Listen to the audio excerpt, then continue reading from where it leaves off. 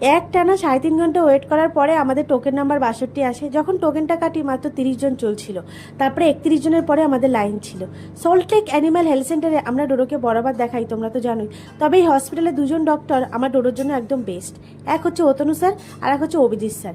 বাকি অন্য ডক্টর খারাপ আমি বলবো না, ওরাও ভালো, তবে আমাদের জন্য এই দুজন ডক্টর একদম বেস্ট।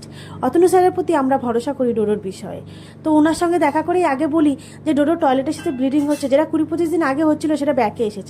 স্যার ডোডোকে একটু চেক আপ করে, তারপরে বলে এটার বডি হিটিংয়ের জন্য হচ্ছে, কোনো প্রবলেম নেই। তবু মাইন্ড স্যাটিসফ্যাকশনের জন্য 3টে টেস্ট দিয়েছে, এলএফটি, কেএফটি আর হিমোপোটোজয়া। আমরা কদিন পরেই সেটা করাবো, এখনই করাচ্ছি না। আর তারপরে ভ্যাকসিনেশন কার্ডে ভ্যাকসিনের টাইম চলে এসেছিলো। কিছুদিন আগে আমরা বেনগার্ডে ডিএইচপি পাই দিয়েছিলাম, আজকে তার তো সেটাই দিলাম। আর ডোডোর যে টেস্টগুলো দিয়েছে সেগুলো করানোর জন্য অতনু স্যার আমাদের একটা রেফারেন্স দিয়েছে, অ্যাপেক্স পেট হেলথ কেয়ার সেন্টার। এখানে একটু কম পয়সায় হয়ে যায়, তোমরাও চাইলে যোগাযোগ করতে পারো। আর ডোডোকে দেখো বাড়ি এসেই শুয়ে পড়েছে, শরীরটা যেহেতু খারাপ।